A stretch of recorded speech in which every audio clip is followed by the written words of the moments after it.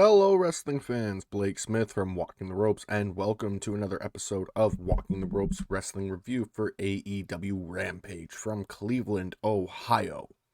Before all that, make sure to check out the Walking Ropes link tree for all things Walking the Ropes.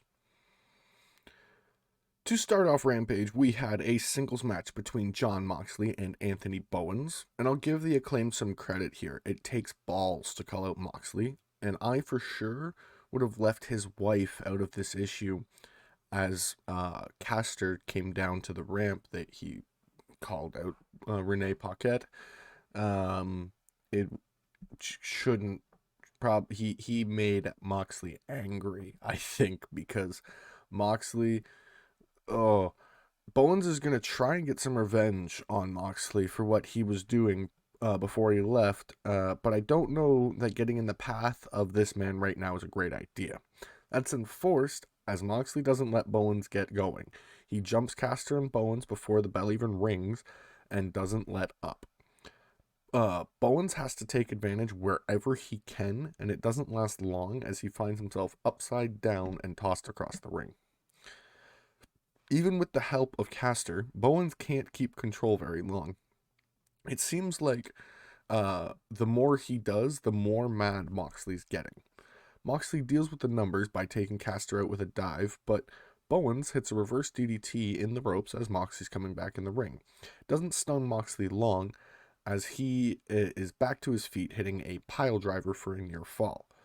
Bowens surprises even me and hits a big flurry of moves, but it'll take more than that to take down the former world champion. Moxley deals with another attempted cheating here as Bowens was handed the chain and then hit, so he reverses that, hits the paradigm shift for the win. Jon Moxley defeats Anthony Bowens. For my Malteser scale, I gave this a 3.5 out of 5. It was a very good match. I was more surprised with how much offense Bowens was actually given. For the WTR scale, I gave it a 3 out of 5. It was, like I said, story-wise, it was pretty decent. There was reason for it and all that. It worked well.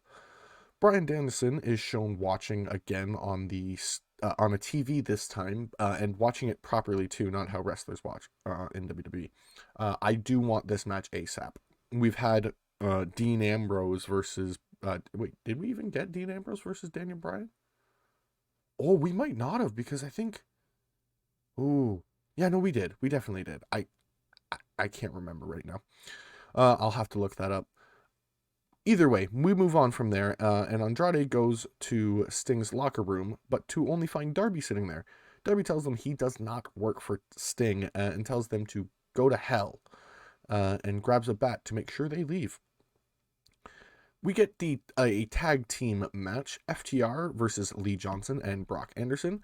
We're finally getting this match. It was advertised, I'd say, two or 3 weeks ago. We were going to have it that week, and reasons just kept piling up as to why we weren't getting it. But we're finally getting it tonight, which is actually kind of good because it was able to build some story around it. They were able to do a little more work and make us care more about this match, in my opinion. Which is always a good thing because we need to care. Excuse me, to care about our matches. FTR have issues with Lee and Brock as they think Arn shouldn't be bothering training them and should join them with Tully. That would actually be kind of cool, seeing Tully and Arn team up to train a new tag team, which is a very similar way of them fighting. It would be very interesting for sure. Lee and Brock, on the other hand, want to show these two that they are the future of this business and maybe even the future of this tag division. I honestly see Brock and Lee as more singles competitors moving forward in their careers. They're not doing bad as a tag team. I just don't think this tag team is going to continue farther than much of this. We shall see. FTR takes control right away and starts their usual tactics, distracting the ref to do some damage behind their back. But Lee and Brock look good in there as they both are able to fight off FTR by themselves when they had to. Brock and Lee have stunned the former tag champions and came so close to winning that if Cash didn't happen to be so close to the ropes, they may have won. But there's a distraction on the outside as Tully and Arn start to fight a little bit. Uh, FTR is able to hit an assisted spike pile driver for the win. FTR and Lee Johnson, or FTR defeats Lee Johnson and Brock Anderson. I apologize. For my Malteser scale, I gave this a 3.25 out of 5. It was a good match overall. I mean, I wish it was a little bit longer. It wasn't horrible, but it was still a very good match. FTR defeats Lee Johnson and Brock Anderson. As I said, for my Malteser scale, it's a 3.25. And for the WTR scale, I gave it a 3.5 out of 5. They've been able to build the story up for this, so I actually kind of cared more about this match more than I initially had when we were supposed to get it. Rosa Mendes, wow. That's a throwback. Rosa and Mercedes Martinez, I got the two names kind of combined there, look to end the talking and start the fighting next Friday, as basically this is boiled to this point, and we're finally getting the match. I look forward to it. This is going to be a really, really good match. We get the TBS Championship match, Jade Cargill versus Julia Hart. Julia is very brave taking this match, only having one eye right now, but I feel the allure of being champion might be too strong as she's in over her head, as Jade quickly knocks her down and starts to taunt her by literally doing push-ups and sit-ups just in the ring. It does cost Jade for a moment, as Julia is able to stun her, getting a roll-up quickly, and then even when Jade has her up on the shoulders, Julia is able to turn it into a sunset flip pin, but none of that is really of use, as she walks into a pump kick and then Jaded for the win. Jade Cargill defeats Julia Hart to retain the TBS Championship. I gave this, for my Malteser scale, a 2.5 out of 5. I really think the title matches should have meaning, and they should be a little more cared about.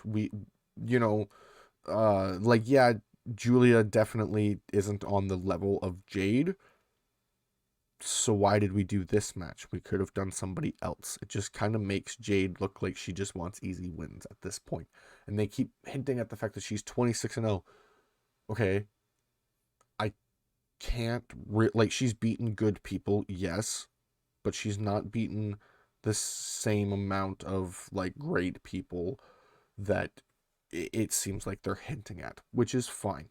I'm not hating on Jade. I don't like her personally. I'm not a fan of her gimmick.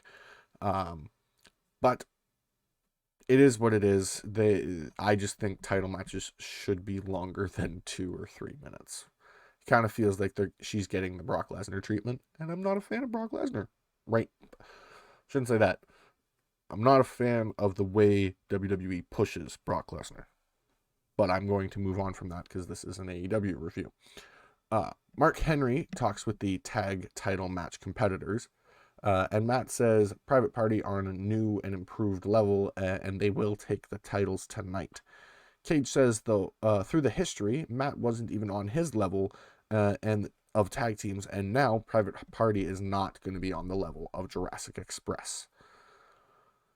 We finally get the AEW World Tag Team Championship match. Jurassic Express defending against Private Party, and Private Party kind of jumped the line, even though they are the number 1 ranked tag team. The Gun Club, who was watching on, by the way, had already laid claim to a title match by really making a statement like they were asked to. Now Private Party have this match, and I guess we can say that Matt did some politicking with an Andrade and got Tony to make this match instead, which is fine. I'm not mad at this match. I just think it's a little funny that the Gun Club got jumped in the line there. Private Party knew what they have to do, and they jumped Jurassic Express right off the start, and then target Jungle Boy, hitting Gin and Juice right off the hop before Jungle Boy could even get his title off his waist. Private Party seemed to have Jurassic Express's number as they beat on whichever member comes in. Private Party have clearly learned a lot from that, but is it enough to become champions tonight? Jungle Boy and Luchasaurus think not, as Jungle Boy gets tagged in and he clears the ring. Jurassic Express then reverse Private Party's double team attempt with one of their own, but we're not done yet, as they continue to go back and forth until Jungle Boy reverses Gin and Juice with a destroyer, allowing Jurassic Express to hit the Thoracic Express for the win. Jurassic Express defeat Private Party to retain the AEW World Tag Team Championships. For my Malteser scale, I gave this a 4 out of 5, and for the WTR scale, I gave it a 4.25 out of 5. They were both, it was a great match. The build for it was fantastic, and I think that this was exactly what we needed. I say the build was fantastic for this because I kind of like that they mentioned that, Gun Club, whatever, and they did just jump them. I like that. It worked well. I just think Gun Club is going to be upset about that, and after the match, the Gun Club jumps Jurassic Express and grabs the titles and clearly makes a statement that they can't be ignored this time. The Gun Club is likely to be the next challengers for the titles unless someone else buys their way into a title match. And I hate to say it like that, but it seems like that's what Private Party did, even though they are the number one ranked tag team. I still think it's just kind of funny this played out the way it did. For the overall of this show, I gave it a 4 out of 5. It was a very good show. They built it very well. For an hour, Rampage has always been a very good show. My segment of the night goes to Martinez and Rosa building up their match, because I'm really looking forward to it. It looks like it's going to be a very fun match. And the match of the night goes to the tag title match. They did amazing. The performers of the night are Private Party and Jurassic Express, because they just pulled off a great, great title match, I think. But that is all for this episode of Walking the Ropes Wrestling Review. Thank you all for dropping in. If you enjoyed, make sure to like, subscribe, and hit the bell icon to get notifications whenever we upload a video. And I'll see you in the next one.